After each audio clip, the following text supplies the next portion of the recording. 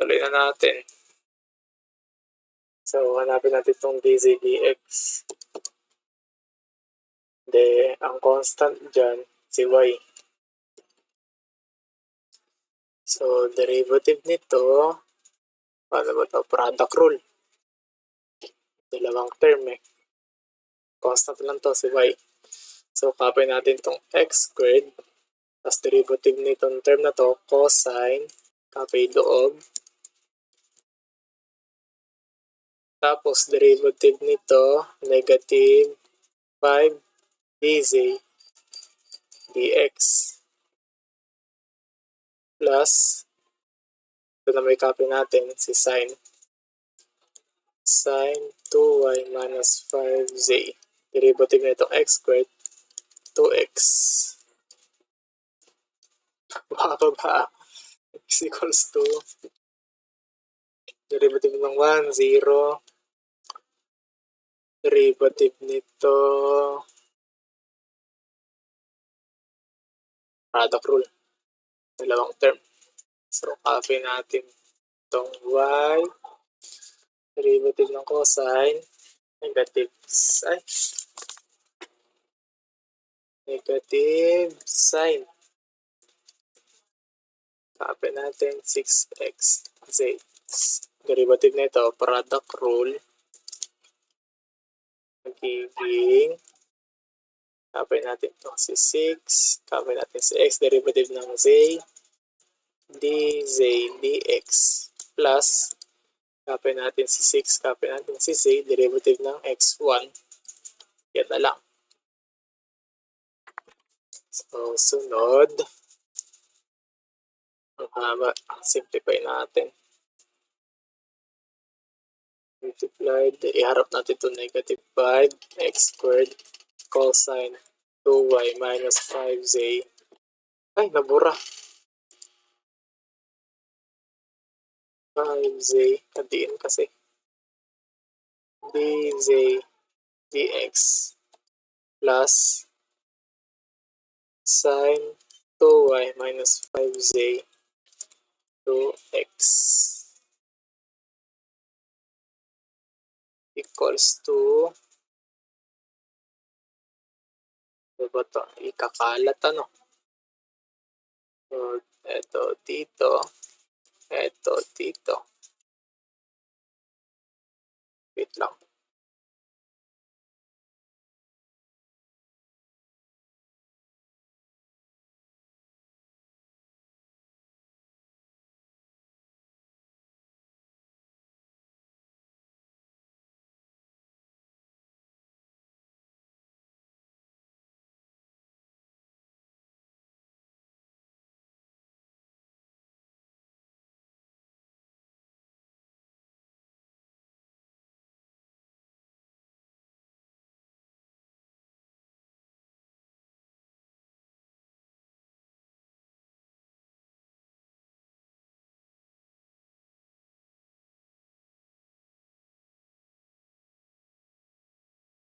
Okay na. May nag-chat. Saan na ba? Ito. Palat natin yan. Magiging negative 6xy sine 6xz dz dx minus 6yz sine 6xz. Kasya pa nga. So, gagawin natin, kasamahin ulit natin itong dz dx. So, ito, ililipat natin sa kabila. Ito, lilipat natin sa kabila. Magiging positive to. Magiging 6xy sine 6xz minus 5x squared cosine 2y minus 5z.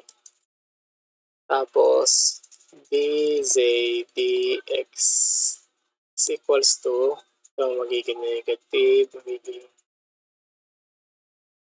negative 6yz sine 6xz minus sine 2y minus 5z 2x. So, ayan. Tapos, divide na natin both sides sa term na to para matira na lang itong si dz dx. Ang magiging final answer ay factor natin itong negative para maganda naman tingnan. Magiging 6yz sin 6xz plus sin 2y minus 5z. Ay, hirap na nga natin itong 2x plus 2x sin 2y minus 5z over ito. Paano ba gamitin ito? Ayun. May ganun naman pala eh. Over 6xy sin 6xz minus 5x squared cosine 2y minus 5z. Double check na lang kung may mali. Ayan ko lang sinulip. Hindi ko nasagutan sa klase. Ito, nasagutan ko sa klase. Yung dz dy. Ito ang constant natin. X. Luwasan na ba yung equation? Ito. X squared sin 2y minus 5z is equals to 1 plus y cosine 6xz. Magiging constant si x. Ibig sabihin, copy lang to. Tapos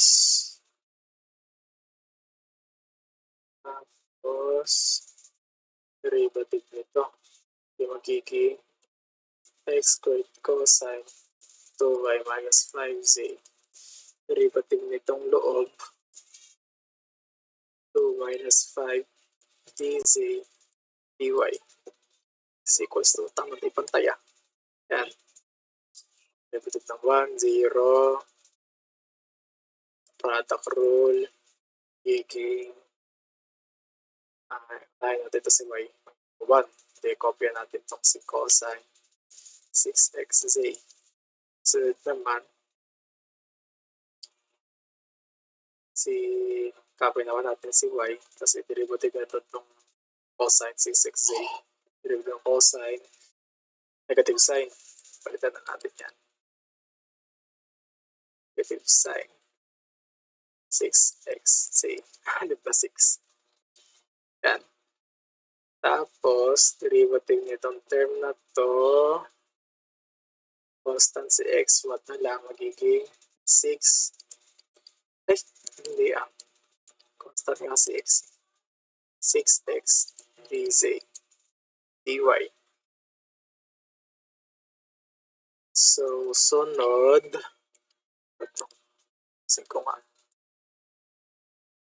sunod, distribute natin to dito, tsaka dito. Magiging 2x squared cosine 2y minus 5z. Tapos, minus 5x squared cosine 2y minus 5z dz dx is equals to cosine 6xz minus 6xy sine 6xz dz dy. So, pagkasamahin ulit natin itong may mga term na dx dy. So, ito lipat natin sa kabila. Tapos, ito naman, lipat natin sa kabila. So, magiging positive. Magiging 6xy sine 6xz. Factor out na natin dz dx. Ay, dy pala. Magpa-x to. Yan. Minus 5x squared cosine 2y minus 5z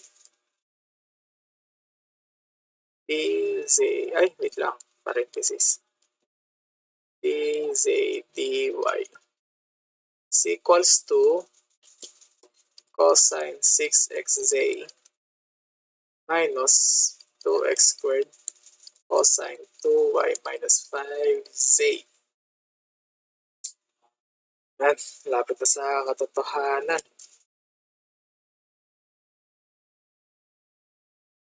So, sunod,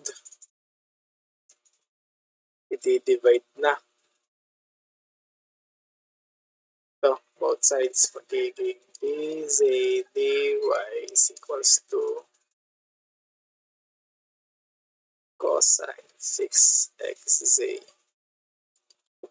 minus 2x squared cosine. Ano pang sulat yan? So, sa may sa ulit 2x squared cosine 2y minus 5z over 6xy sine 6xz minus 5x squared cosine 2y minus 5z. So, yeah. Iba yung sagot ko sa notebook ko.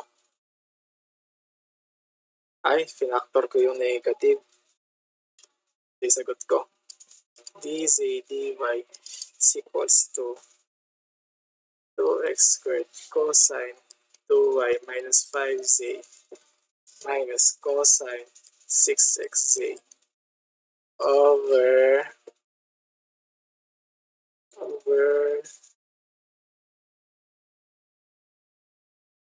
5x squared cosine 2y minus 5z minus 6xy sine 6xz.